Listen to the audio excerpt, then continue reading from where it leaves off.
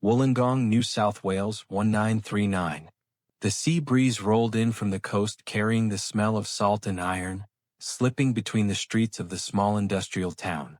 Behind the Illawarra escarpment, in a modest weatherboard house, a single dim bulb cast a pale circle of light over a young man hunched over a workbench. His name was Evelyn Owen, just 24 years old, and the rhythmic chatter of his father's old lathe blended with the hum of cicadas outside. Australia had not yet stepped fully into the war, but the signs were unmistakable. Europe was burning. Japan was turning the Pacific into a powder keg. Politicians talked of alliances and contingencies. Soldiers drilled on parade grounds. But in this cramped garage lit by one flickering lamp, Owen was doing something no one had asked of him: tinkering. He was not a trained engineer or an armorer. He was a factory worker obsessed with gears, springs, and the precise moment metal clicked into place. The concrete floor around him was a chaos of spent casings, rough sketches, and scavenged steel parts. Piece by piece, a crude shape formed before him: his own homemade submachine gun. It looked nothing like the refined weapons displayed by military officers. It was clunky, made of scrap metal, firing a tiny .22 caliber round, and operated by an unusual thumb trigger. On top of it sat a drum-shaped magazine that seemed almost laughable to a professional observer. Yet to Owen, it solved what he saw as the greatest flaw in every automatic weapon: unreliable feeding. Whenever neighbors asked what on earth he was building, he answered the same way: something that won't jam. At a time when Australia relied heavily on imported weaponry from Britain, the idea that an untrained young man could outdo professional ordnance designers sounded absurd.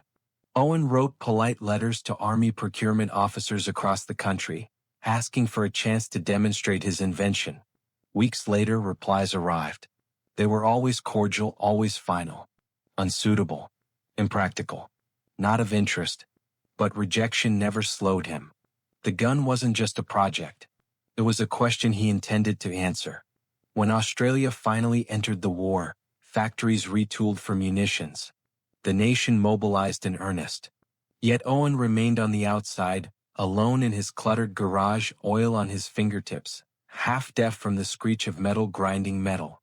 His family tolerated his obsession. His father sometimes shook his head as he passed by. But Owen wasn't chasing glory.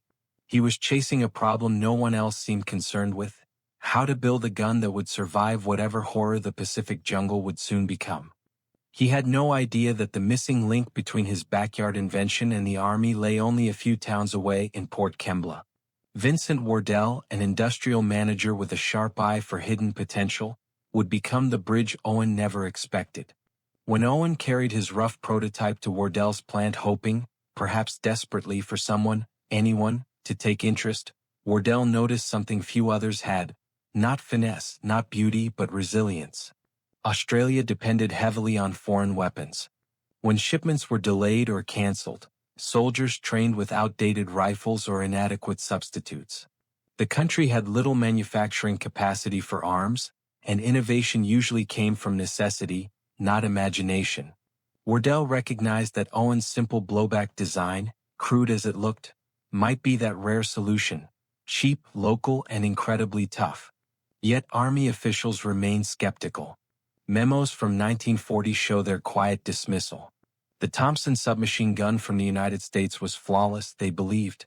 The Sten from Britain, inexpensive and functional. Why take a risk on an amateur's strange creation? But while paperwork moved slowly, war moved quickly. France collapsed. London burned. Japan marched deeper into Asia. Suddenly, the humid jungles of Southeast Asia, not Europe, looked like the real battleground.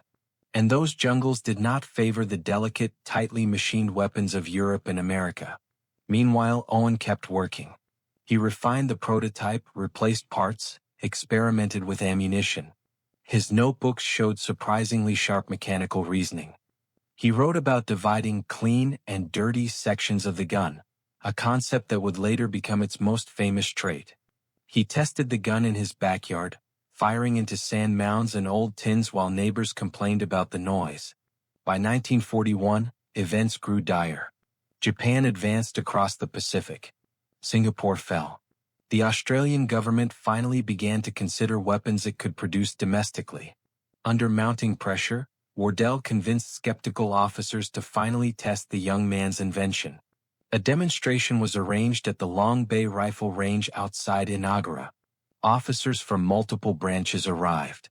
For the first time, Owen's strange, garage-born weapon would stand beside the British Sten and the American Thompson. It looked ridiculous between them. Rough welds, odd proportions, that peculiar top-mounted magazine. Some officers chuckled. One whispered, "Let's see if the boy's toy can even fire." Mud was shoveled into all the weapons. Sand poured over their bolts. Buckets of water soaked their chambers. When the test began, the Thompson fired a few bursts, then jammed. The Sten fared even worse. Then Owen's gun was placed into the mud. Buried. Soaked. Loaded. Fired. It spat out round after round without hesitation. Sludge dripped from its receiver.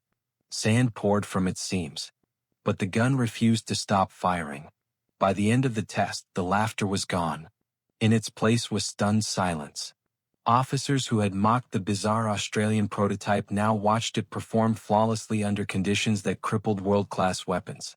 For the first time, Evelyn Owen was no longer dismissed. He was recognized, reluctantly, quietly, as the creator of something extraordinary. The next day, reports circulated through high command, filled with reluctant praise. Owen's weapon had outperformed both Allied standards. Yet bureaucracy stalled again. Officials demanded more tests, more paperwork. Wardell, furious, bypassed them. He brought the mud-caked prototype to Canberra himself, pushing it into the hands of anyone who would listen.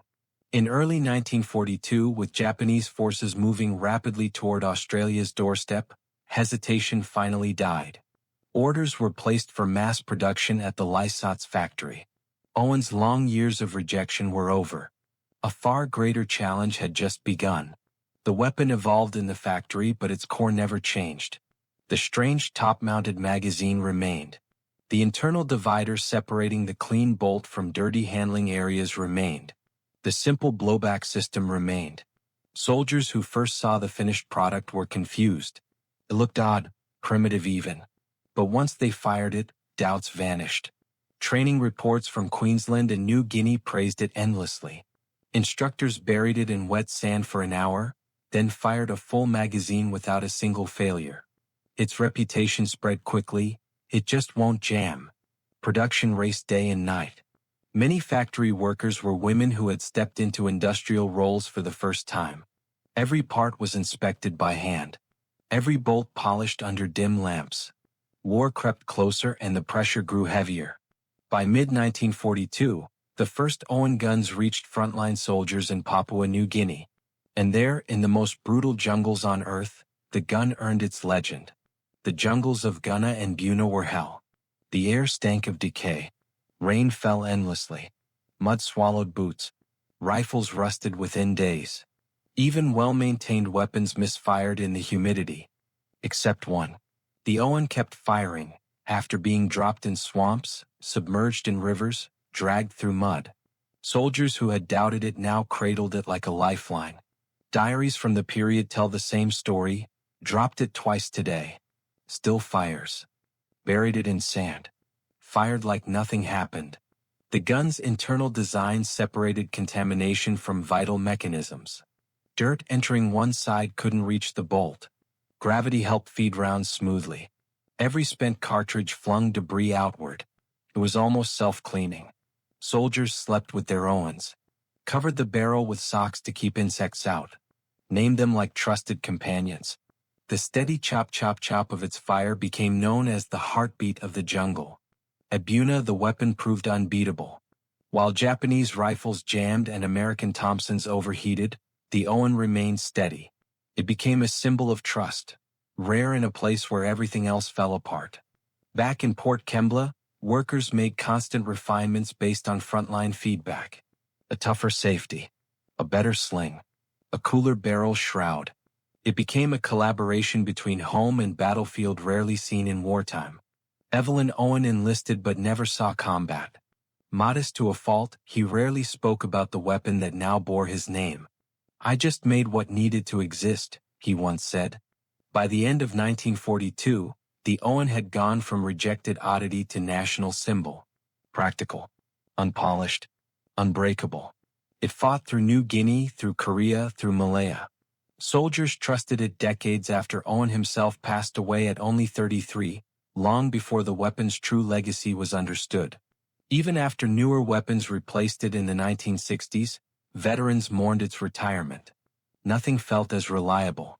Nothing felt as alive. Today, the Owen sits behind glass in museums, faded olive paint, rough welds, a shape almost comical.